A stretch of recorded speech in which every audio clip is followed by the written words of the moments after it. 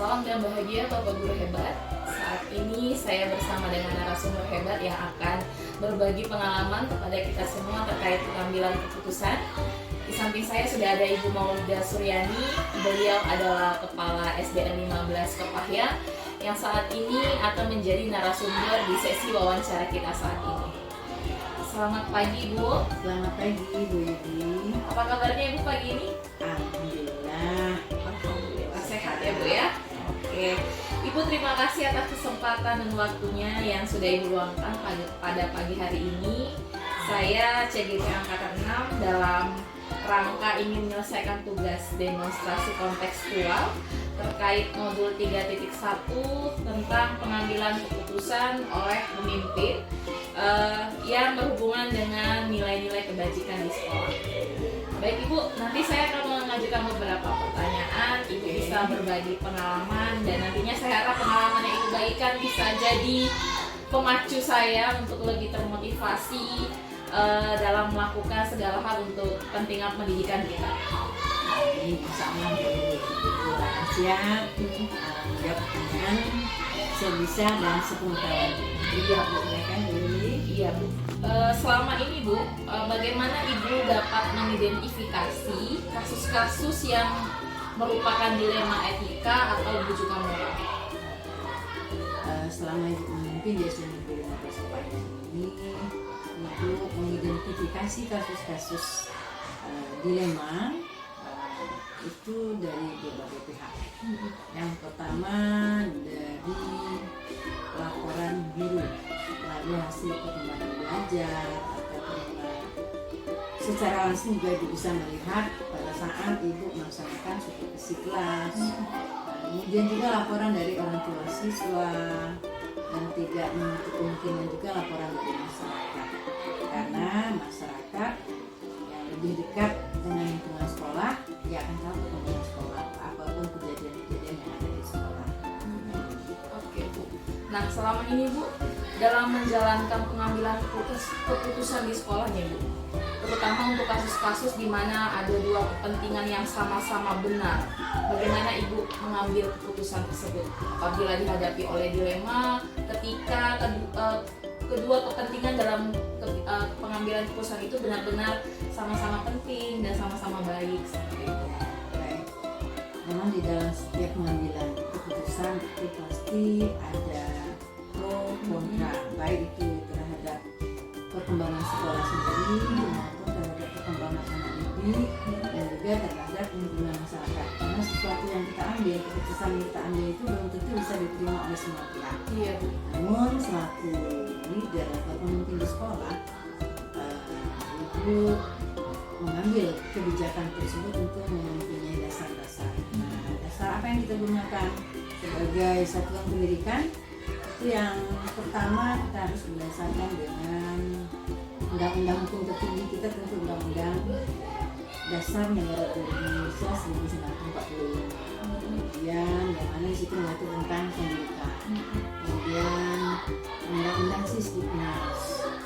Kemudian juga ditindaklanjuti undang-undangnya ke bawah, misalnya ada peraturan bupati, ada peraturan daerah, kemudian peraturan yang ada di lingkungan sekolah sendiri, misalnya tata tertib sekolah dan lain-lain. Dengan mengacu kepada regulasi tersebut, itu menjadikan dasar kita dalam mengambil sebuah kebijakan. Baik, berdasarkan peraturan yang berlaku ya Bu ya. Nah, langkah-langkah atau prosedur seperti apa nih Bu yang biasa Ibu lakukan selama ini dalam pengambilan keputusan?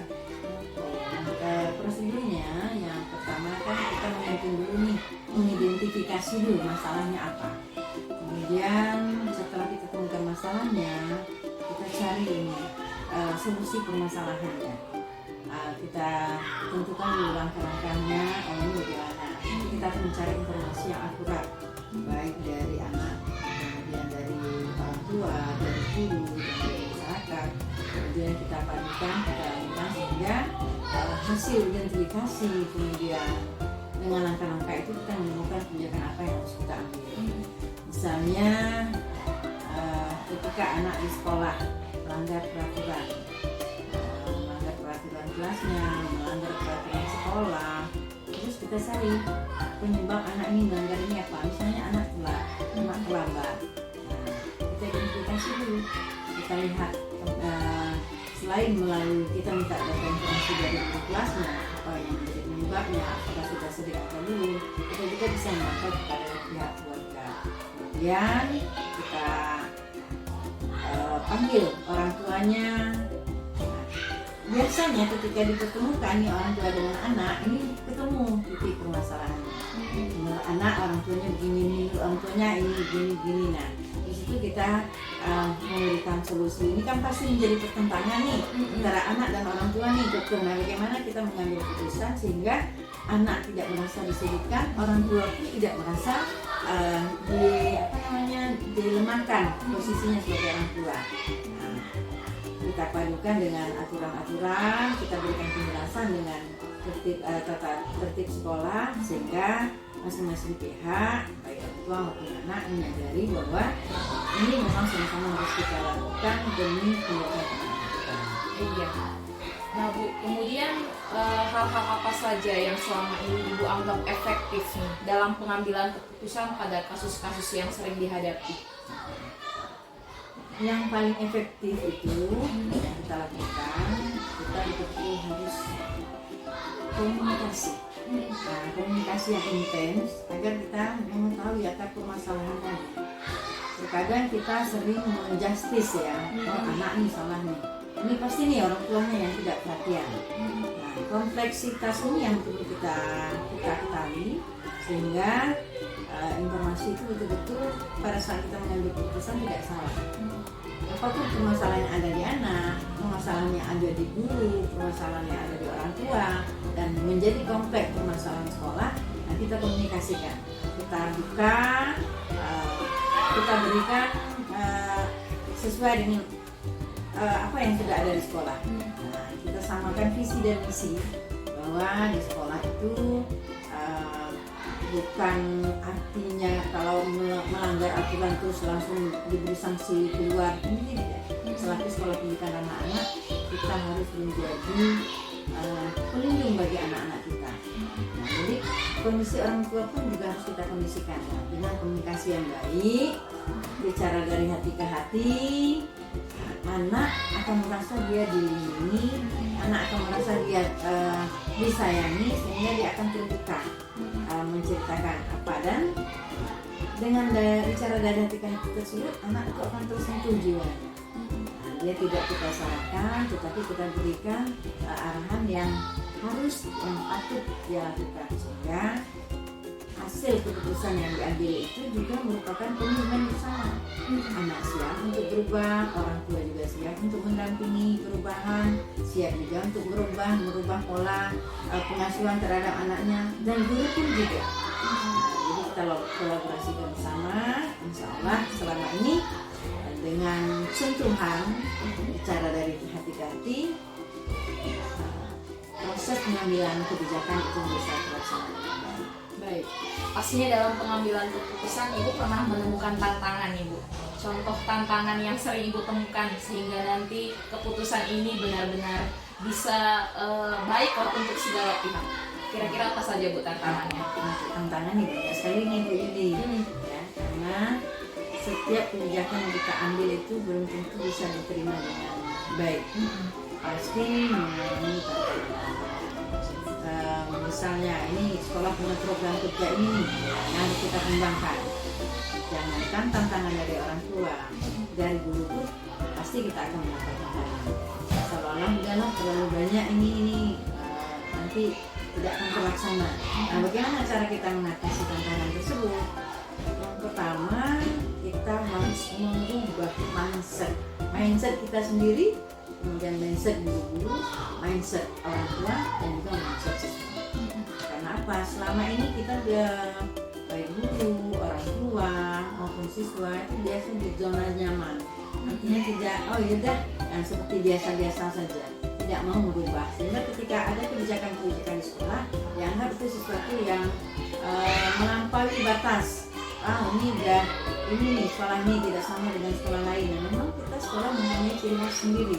Bagaimana kita menjadi sekolah yang bisa diminati, Tentu kita mulai dari warga sekolah. Nanti itu pemahaman yang harus dilakukan adalah memberikan sosialisasi kepada orang tua, kepada guru, kepada stakeholder yang ada di sekolah agar program-program yang kita keluarkan itu bisa disambut baik. Tentu sebelumnya kita berikan arahan-arahan. Mudah-mudahan kalau kita sudah berikan gambaran gambarannya, insya Allah mereka akan memahami. Karena mengenai sesuatu yang baru, merubah itu sangat sulit. Iya. Dan pasti semua prosesnya ada tantangan ya Bu ya. Nah, dalam pengambilan keputusan yang Ibu lakukan, apakah Ibu punya jadwal tertentu Bu? Atau ketika masalah itu muncul Ibu langsung selesaikan atau ada jeda waktunya? Oke.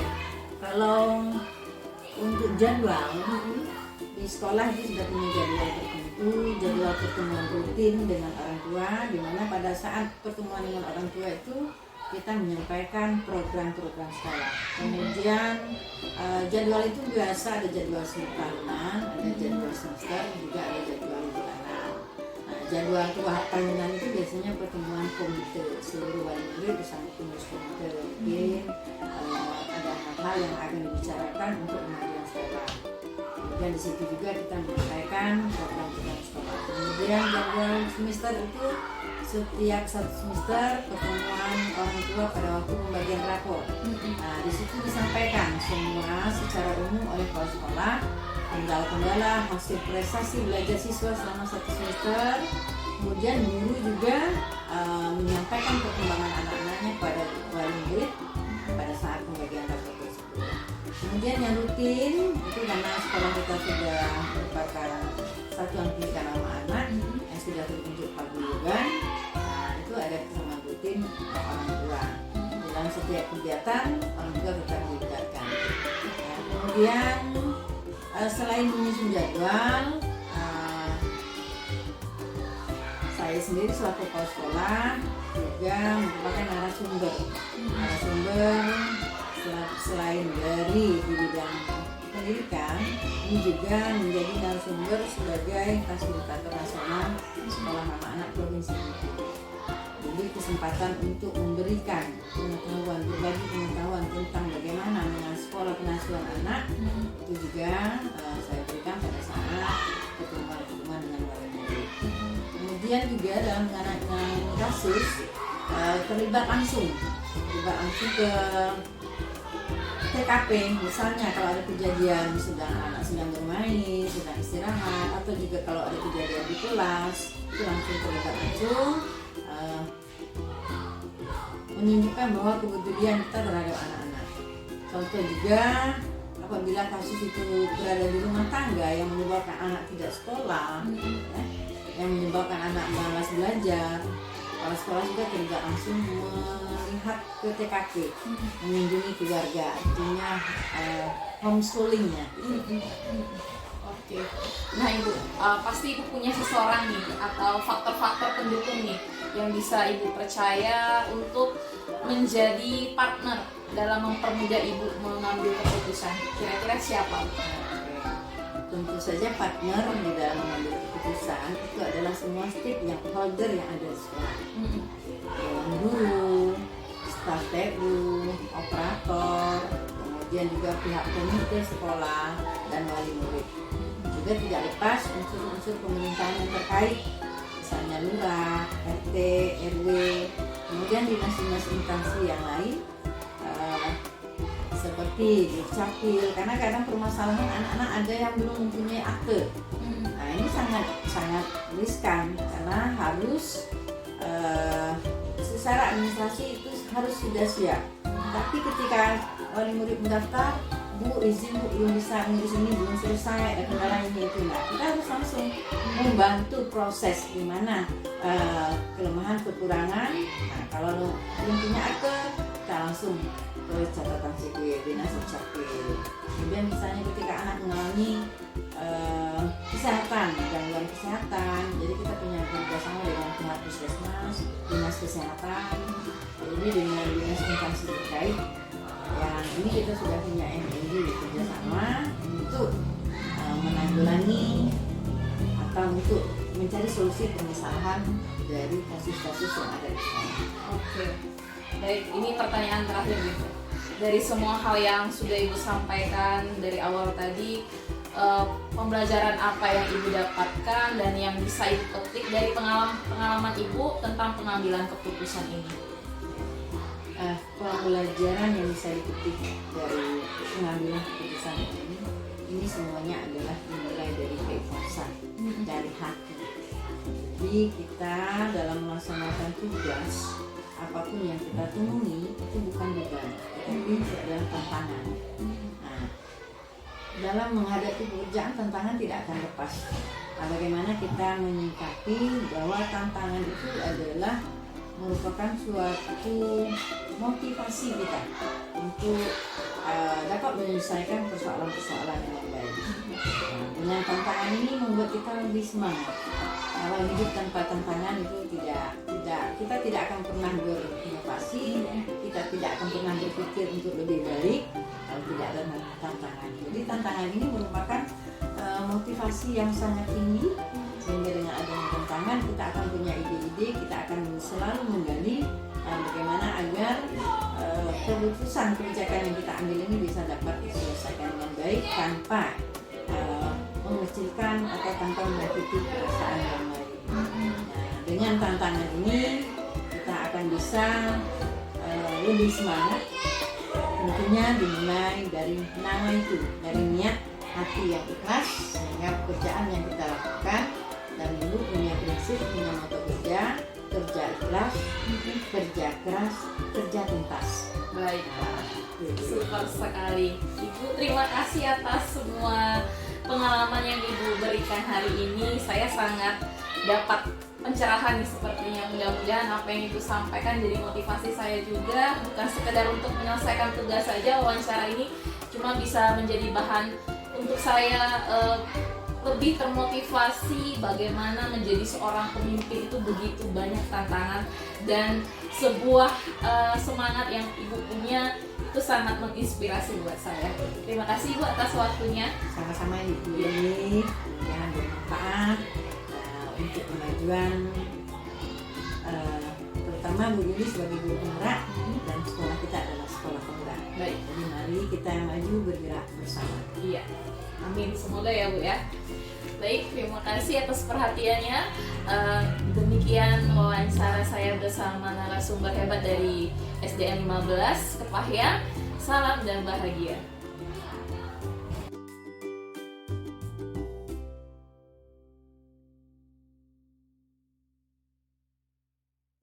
Baik, selamat pagi Pak Rohman Aidi. Bapak, saya CGP angkat 6. Nama saya Yuliana Cilma.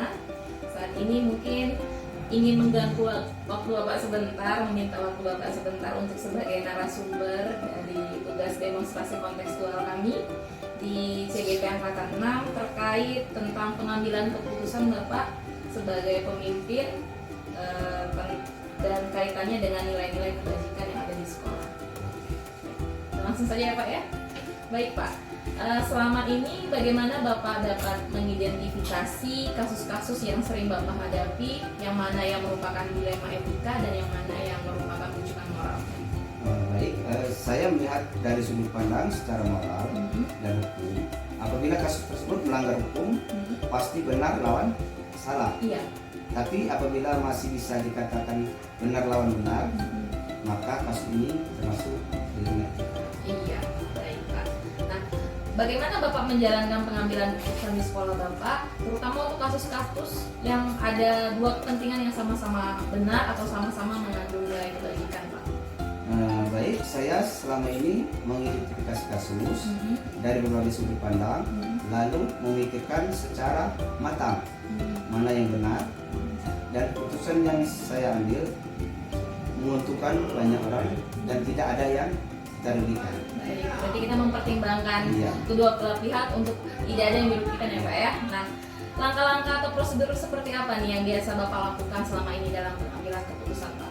Langkah yang dilakukan dengan menentukan penyebab dari masalah, menentukan orang yang terlibat, bertanya dengan orang terdekatnya, berdiskusi dengan warga sekolah, mengkomposisikan beberapa keputusan, meninjau dan mengingat kembali dari berbagai sudut pandang sebelum memutuskan atau mengambil suatu solusi. Baik, itu prosedurnya panjang ya Pak ya. Nah, hal-hal apa saja nih Pak yang selama ini Bapak anggap efektif dalam membantu Bapak mengambil keputusan pada kasus-kasus yang ada dilema etikanya? Pertama, kita menganalisa kasus tersebut, kemudian menentukan solusinya menyesuaikan dengan peraturan dan norma yang berlaku. Selain itu, saya mengedepankan kepentingan umum. Oke, berarti banyak pertimbangan ya Pak ya? Ya, keputusan yang saya ambil dapat bermanfaat bagi banyak orang dan untuk jangka yang cukup panjang. Oke, baik Pak.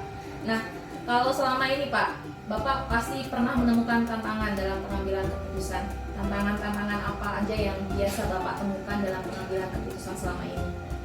Tantangan dalam mengambil keputusan adalah menentukan keputusan yang terbaik. Karena keduanya merupakan masalah yang sama-sama benar.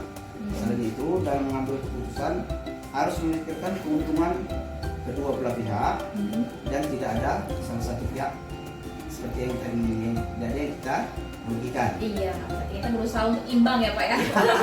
Begitu ya. Nah, kalau dalam pengambilan keputusan nih Pak, Bapak punya jadwal nggak untuk menyelesaikan kasus itu? Apakah ketika menemukan kasus langsung diselesaikan atau ada jeda waktu seperti itu? Begini, untuk memutuskan kasus atau masalah yang ringan, biasanya kita selesaikan. Nah, tapi apabila ada masalah yang berat, saya melakukan langkah-langkah penyelesaian masalah pada pertanyaan yang ketiga tadi. Iya. Ya. Oke, baik. Berarti tergantung sifat kasusnya Pak ya? Ya. Kalau ringan secepatnya, tapi kalau berat berarti ada tahapannya seperti itu. Nah Bapak, adakah seseorang atau faktor-faktor nih yang selama ini mempermudah atau membantu Bapak nih dalam mengambil keputusan? Dalam mengambil keputusan, saya selalu mengajak warga sekolah, ya, stakeholder, wali murid, dan orang-orang yang memiliki kedekatan personal dengan orang yang mengalami permasalahan. Jadi banyak yang membantu dalam mencari solusinya. Oke, berarti kita berkolaborasi dan Ya. kerjasama ya Pak ya? Baik, ya sama kami nanti kan kita sama komite juga bisa. Oke, melibatkan Ya. banyak unsur berarti. Ya. Nah Bapak, ini mungkin pertanyaan terakhir nih. Dari semua yang sudah Bapak paparkan tadi, kira-kira pembelajaran apa nih yang bisa Bapak petik dari pengalaman Bapak selama ini mengambil keputusan terkait dilema etika yang sering Bapak hadapi?